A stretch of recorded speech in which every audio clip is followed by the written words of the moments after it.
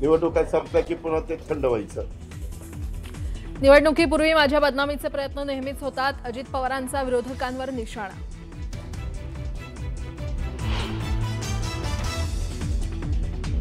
जमीन गैरव्यवहार प्रकरणी पार्थवर गुन्हा का नाही हे मुख्यमंत्रीच सांगू शकतील, शरद पवारांचं विधान। तर कंपनीकडून ज्यांनी व्यवहार केला त्यांच्यावर गुन्हा, मुख्यमंत्र्यांचं उत्तर।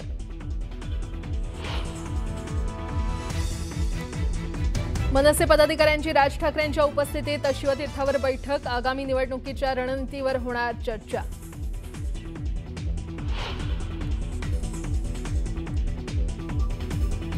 राष्ट्रवादीची औलाद सत्तेशिवाय राहू शकत नाही, दोन्ही राष्ट्रवादी एकच आहेत, वेगवेगळ्या नाही। शिवसेना आमदार तानाजी सावंत यांची घणाघाती टीका।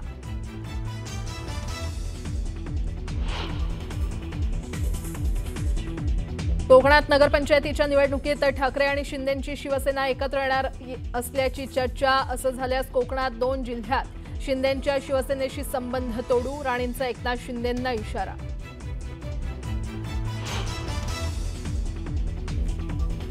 माझ्या वक्तव्याचा विपर्यास केला, मंत्री विखे पाटलांचं स्पष्टीकरण। कर्जबाजारी व्हायचं, पुन्हा कर्जमाफीची मागणी करायची, विखेंनी केलं होतं वक्तव्य।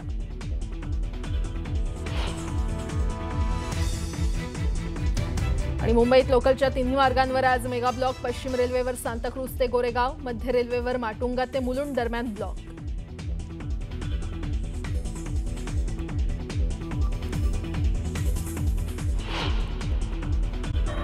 स्थानिक स्वराज्य संस्थेच्या निवडणुकीसाठी शिवसेना उबाठा पक्षाकडून 40 प्रचारकांची यादी जाहीर करण्यात आली आहे। उद्धव ठाकरे आणि आदित्य ठाकरे स्टार प्रचारक असून या यादीमध्ये संजय राऊतांचंही नाव आहे। राज ठाकरेंनी आज शिवतीर्थावर बैठक बोलावली आहे। मनसेचे नेते, मुंबई अध्यक्ष आणि उपाध्यक्षांची बैठक पार पडणार आहे। आगामी निवडणुकीच्या निमित्तानं मनसेच्या रणनीतीबाबत बैठकीमध्ये चर्चा होणार आहे।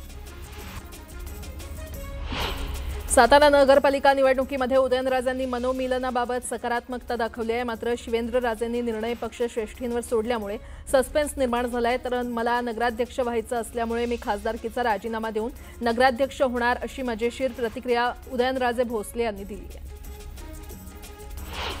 आगामी निवडणुकीसाठी मावळमध्ये भाजपकडून स्वबळाचा नारा देण्यात आलाय। मावळमध्ये पक्षाला बळ देण्यासाठी आमदार महेश लांडगेंची निवडणूक प्रमुख म्हणून नियुक्ती करण्यात आली आहे।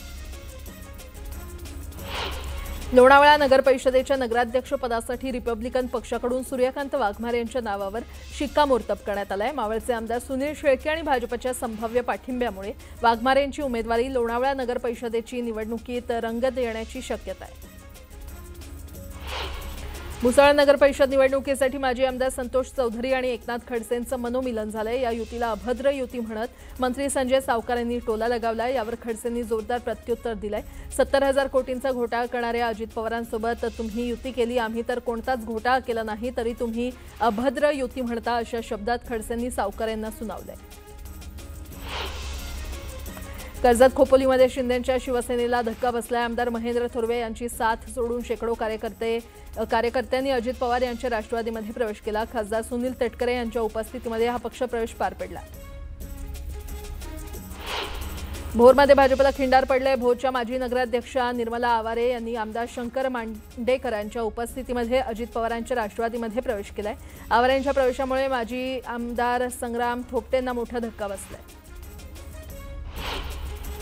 मनमाडमध्ये शिवसेना आमदार सुहास कांदे, भाजपचे आमदार राहुल आहेर, शिवसेना नेते भाऊसाहेब चौधरींनी आगामी निवडणुकीच्या अनुषंगानं बैठक घेतली। यावेळी नगर परिषदेच्या नगराध्यक्ष आणि नगरसेवक पदासाठी इच्छुक असलेल्या उमेदवारांनी मोठी गर्दी केली होती। स्वराज्य शक्तीसेना पक्ष मराठवाड्यामध्ये पूर्ण ताकदीनं निवडणूक लढवेल असा विश्वास करुणा मुंडे यांनी व्यक्त केला आहे। भंगार लोकांना Z+ सुरक्षा आहे, मात्र जरांगे समाजासाठी लढतात, त्यांना सुरक्षा का नाही असा सवाल विचारत जरांगेंना सुरक्षा देण्याची मागणी करुणा मुंडे यांनी केली आहे। आगामी नगर परिषद निवडणुकीमध्ये भाजपला पराभवाची धूळ चाळण्यासाठी आम्ही मैदानात उतरणार असल्याची घोषणा शिवसेनेच्या संजय देशमुखांनी केली आहे। वाशिममध्ये महाविकास आघाडीसोबत अधिकृत युती करणार असल्याचंही त्यांनी स्पष्ट केलं।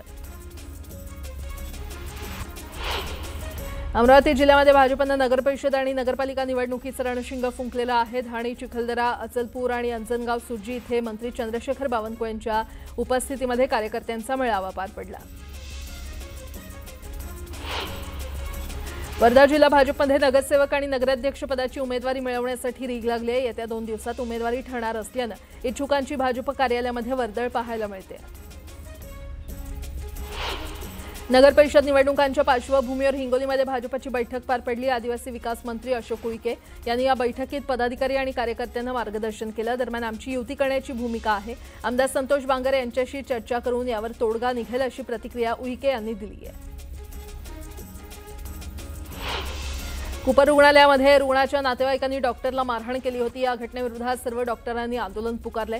अत्यावश्यक सेवा वगळता सर्व काम बंद ठेवण्यात आलं। जोपर्यंत डॉक्टरांना राज्य दलाची सुरक्षा मिळत नाही तोपर्यंत आंदोलन सुरूच ठेवण्याचा इशारा डॉक्टरांनी दिलाय। कोल्हापूरच्या शिरोळ तालुक्यामध्ये गेल्या महिन्याभरापासून सुरू असलेल्या ऊसदर आंदोलन हे अधिक तीव्र झालंय। दत्तसागर कारखान्यानं मागणीप्रमाणे ऊसाला दर दिलाय, मात्र स्वाभिमानीनं दर नाकारत ऊसतोड बंद ठेवण्याचा इशारा दिला। यावरून कारखाना समर्थक आणि आंदोलकांमध्ये वाद झाला। जळगावच्या भुसावळ तालुक्यातील तायडे कुटुंबानं जमीन परत करण्याची मागणी केली आहे। साखर कारखाना सुरू करण्यासाठी कवडीमोल भावात एकनाथ खडसेंनी जमीन मागितल्याचा आरोप करत जिल्हाधिकारी कार्यालयासमोर रिपाईच्या वतीनं आंदोलन करण्यात आलं। पार्थ पवार प्रकरणी आंबेडकरी चळवळीच्या कार्यकर्त्यांकडून उपमुख्यमंत्री अजित पवारांच्या पुण्यातील राष्ट्रवादीच्या पक्ष कार्यालयाबाहेर आंदोलन करण्यात आलं। यावेळी जमीन गैरव्यवहार प्रकरणी कार्यकर्त्यांनी अजित पवारांविरोधात जोरदार घोषणाबाजी केली।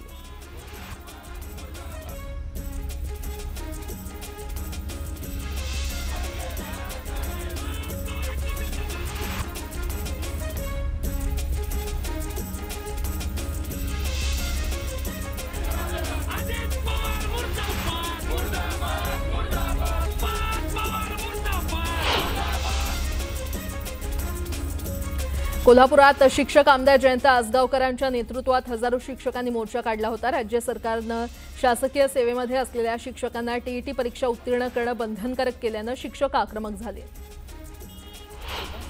ओंकार हत्तीजवळ फटाके वाजवल्याचा प्रकार समोर आला होता। याबाबत वन विभागानं प्रसिद्धपत्र जाहीर करत खुलासा दिलाय। इन्सुली परिसरात ओंकार हत्तीनं विद्युत पंपाचा पाईप ओढल्यानं प्रवाहाचा धोका निर्माण झाला होता। त्यावेळी शेतकरी आणि वन कर्मचाऱ्यांनी प्रतिबंधात्मक उपाय म्हणून फटाके वाजवले। यामध्ये हत्तीला इजा झालेली नाही असं वन विभागानं सांगितलंय।